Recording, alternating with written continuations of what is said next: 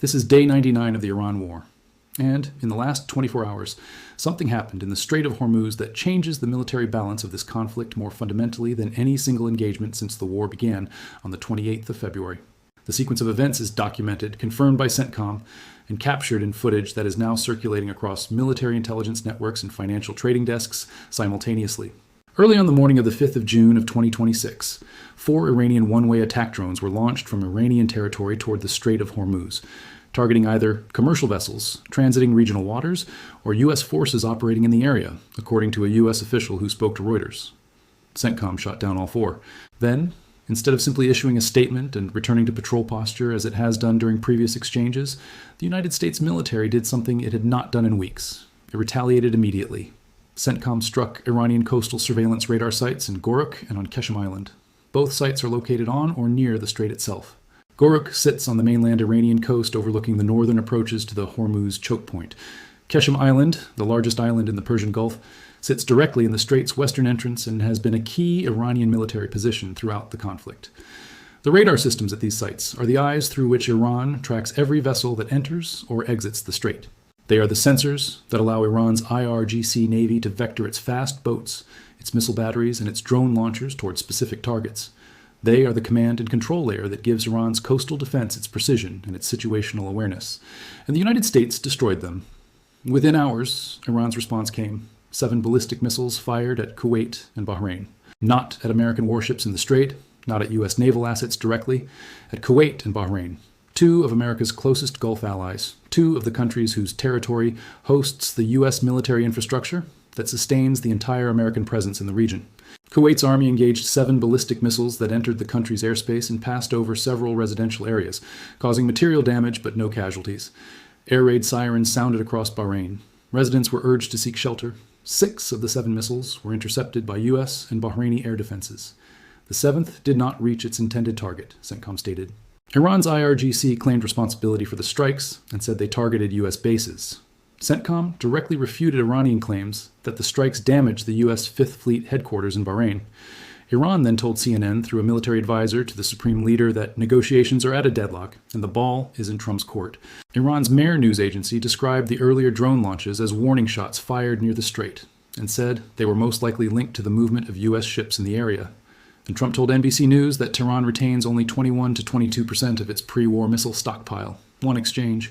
100 minutes from drone launch to radar destruction to ballistic missile salvo to air raid sirens over Kuwaiti residential areas. Day 99 of a war that was declared terminated by the president on the 1st of May, and that is conducting its most concentrated exchange in weeks on the 99th day, while diplomats describe negotiations as a deadlock.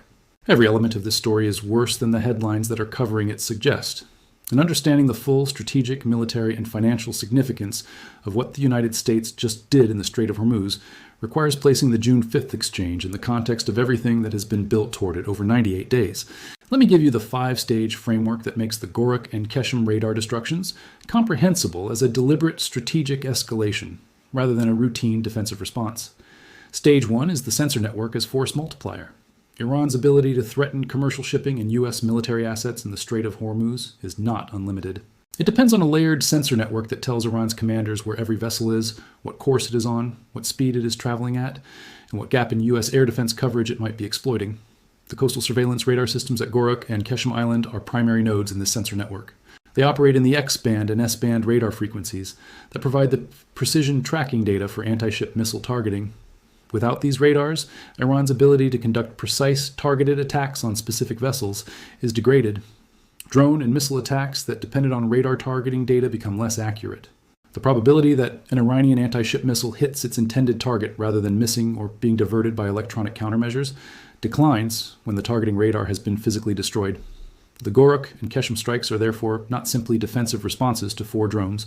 They are the methodical dismantlement of the intelligence architecture that makes Iran's Hormuz threat operationally effective. Stage 2 is the escalation calculus change. For most of the 99 days since the war began, CENTCOM's operational doctrine in the Hormuz area has been reactive. Shoot down the incoming drones, intercept the incoming missiles, document the exchanges, issue statements. The June 5th response, immediately striking the radar sites that enable the drone launches rather than simply shooting down the drones, represents a doctrinal shift from reactive to proactive. The U.S. is no longer simply defending against Iran's attacks. It is destroying the infrastructure that enables those attacks. This shift has a specific military logic. Every radar site destroyed today is a targeting capability Iran cannot use tomorrow. Every sensor node eliminated narrows Iran's operational window for the next attack. The cumulative effect, if sustained, is the progressive degradation of Iran's ability to conduct precision attacks on Hormuz shipping, regardless of how many replacement drones and missiles it still possesses.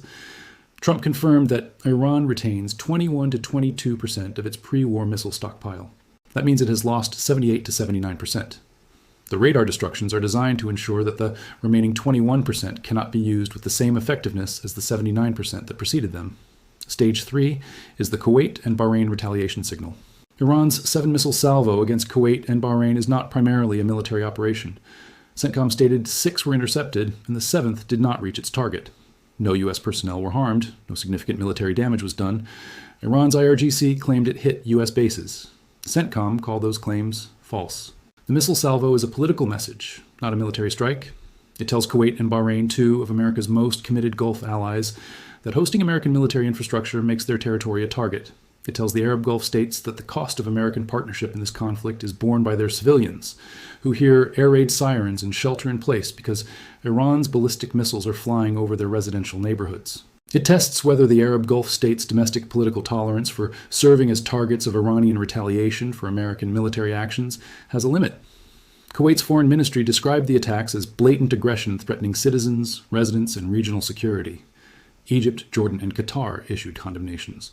Every condemnation tells Iran that the political cost of targeting Arab allies is rising, and every air raid siren in Kuwait and Bahrain is a piece of domestic political pressure on those governments to press Washington toward a resolution rather than continued military exchange. Stage 4 is the nuclear negotiations deadlock confirmation. Iran's military advisor's statement that negotiations are at a deadlock and Trump must break the deadlock is the most significant diplomatic development of the June 5th exchange because it comes from an advisor to the supreme leader rather than a foreign ministry official.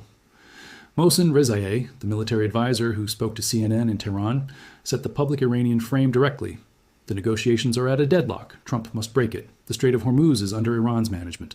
Iran will not allow the continuation of the maritime blockade. And the U.S. side is not being transparent with the Iranian side in its negotiations. The deadlock statement is not posturing. It is the accurate diplomatic description of a negotiation where the U.S. demands zero enrichment and Iran demands blockade lifting before nuclear talks, and neither side has moved from those positions in weeks. Stage 5 is the military clock versus diplomatic clock divergence. The military exchanges are accelerating. The diplomatic exchanges are decelerating. The ceasefire that was supposed to create space for negotiations is being violated daily. The June 1st U.S. strikes against Iranian sites preceded the June 5th exchange. Iran warned of more missile and drone strikes after the June 1st action. The June 5th exchange produced 7 ballistic missiles over Kuwaiti residential areas. The former CIA station chief Dan Hoffman told Fox News that Iran appears to be trying to drive up the costs of the war for the United States by disrupting trade through the Strait of Hormuz, escalating Hezbollah strikes against Israel, and targeting Gulf allies, calculating that domestic political pressure ahead of the U.S. midterms gives Iran added leverage.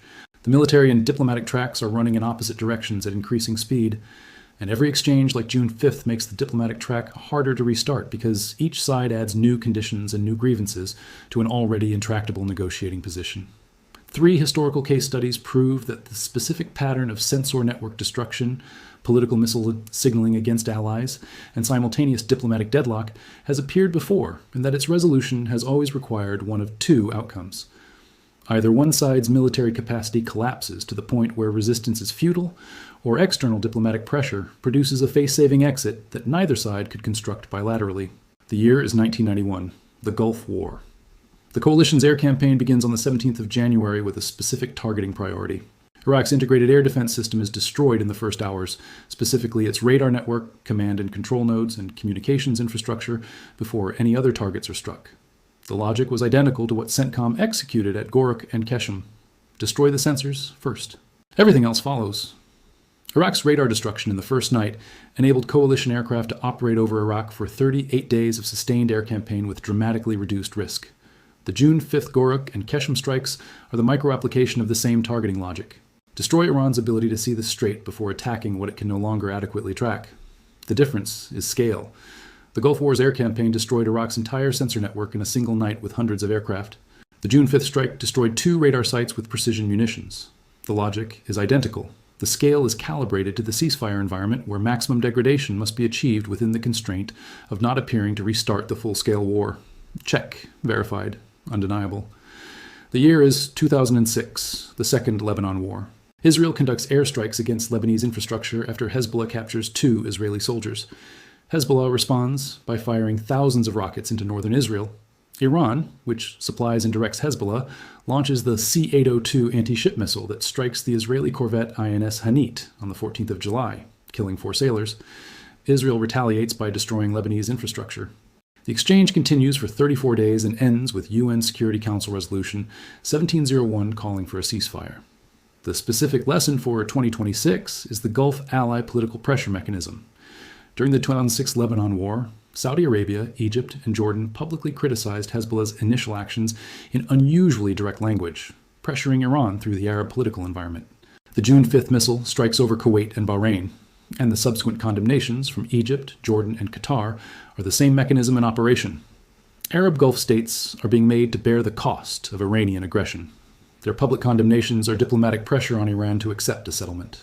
And Iran's calculation is that the Arab states' desire to end the conflict is a source of leverage on Washington rather than a constraint on Tehran. Check. Verified. Undeniable. The year is 1967 through 1970. The war of attrition between Israel and Egypt along the Suez Canal. After the Six-Day War, Egypt refused to accept the military defeat as a political settlement and launched a sustained artillery and air campaign against Israeli positions along the eastern bank of the Suez Canal. Israel responded with deep penetration airstrikes into Egypt, reaching the outskirts of Cairo.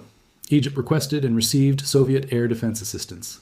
The war of attrition ended when both sides were exhausted, and a ceasefire was negotiated in August 1970. The specific lesson for 2026 is the incremental escalation ratchet. Neither side wants full-scale war. Both sides are willing to conduct limited but sustained exchanges that degrade the other's capability and impose political costs without crossing the threshold of full-scale resumption. The June 5th exchange, 4 drones shot down, 2 radar sites destroyed, 7 missiles at Gulf allies, 6 intercepted, is the war of attrition model applied to the Strait of Hormuz. Each exchange degrades Iran's sensor network incrementally. Each exchange imposes political costs on Gulf allies. Neither exchange crosses the threshold of full-scale bombing resumption. The ratchet moves in one direction. Iran's radar network gets smaller. Iran's missile stockpile gets smaller. Iran's Gulf ally support erodes. And the diplomatic clock continues to run toward the midterms that Trump needs a resolution before. Verified. Undeniable. Now apply that framework to the complete military and financial picture of what the June 5th exchange means for the war's resolution timeline, oil prices, and the global economic situation that is now in its 99th day of the largest supply disruption in the history of the global energy market. Trump told NBC Iran retains 21 to 22% of its pre-war missile stockpile. If that figure is accurate, Iran has approximately 300 to 400 ballistic missiles and cruise missiles remaining from a pre-war inventory of approximately 1,500 to 2,000. Iran fired 7 at Kuwait and Bahrain on June 5th. At the rate of 7 per exchange, with multiple exchanges per week as the current pattern suggests, Iran's remaining stockpile is measured in months rather than years. The stockpile depletion is happening simultaneously with the sensor network destruction at Goruk and Keshem. Iran is being degraded at 2 simultaneous rates. Its targeting capability is being degraded by radar destructions. Its offensive capacity is being degraded by stockpile depletion. And the diplomatic deadlock, confirmed by Iran's own military advisor, means that the degradation continues without a negotiated halt. For oil markets, the June 5th exchange is the specific event that prevents the normalization scenario that every price rally has been trying to price in. Brent crude jumped more than 3% in early Asian trading following the June 5th exchange, according to financial reporting from the period. The specific mechanism is the recognition by oil market participants that the ceasefire is not preventing military exchanges, that the Goruk and Keshem radar destructions make the next Iranian attack less precise but not impossible, and that the diplomatic deadlock Iran's Supreme Leader Advisor confirmed means there is no agreed pathway to Hormuz reopening on any near-term timeline. The House of Commons Library confirmed the strait remains effectively closed with only 5% of normal traffic. DHL's 4 to 6 month normalization forecast, issued before the June 5th exchange, assumes resolution before additional radar destructions and missile salvos complicate the already near impossible insurance repricing that commercial traffic requires before resuming. The June 5th exchange adds weeks to that normalization timeline. not because it destroys the prospect of a deal, but because every fresh military exchange that Iran characterizes as a ceasefire violation, and that CENTCOM characterizes as self-defense, adds to the list of grievances that must be negotiated away before a final framework can be signed. Iran's advisor said the ball is in Trump's court. Trump told NBC Iran is almost out of missiles. Both statements are publicly documented from the same day. One side is running out of weapons. The other side says the country running out of weapons must make the next concession. That is not the diplomatic geometry of a deal that is close to being signed. That is the geometry of a war in which one side believes time is on its side, and the other side is betting that its adversary's clock runs out before its own political clock does. The Goruk and Keshem radar destructions are CENTCOM's bet that Iran's military clock runs faster than Trump's political clock. The 7 ballistic missiles over Kuwaiti residential neighborhoods are Iran's bet that Trump's political clock runs faster than Iran's military clock. The oil market is priced somewhere between those two bets, and the specific vulnerability in that pricing is that both bets assume the other side's clock runs out first. When both sides assume the other blinks first, neither blinks. And the strait stays closed on its 99th day, 101st, 110th, until the bet resolves. Subscribe now.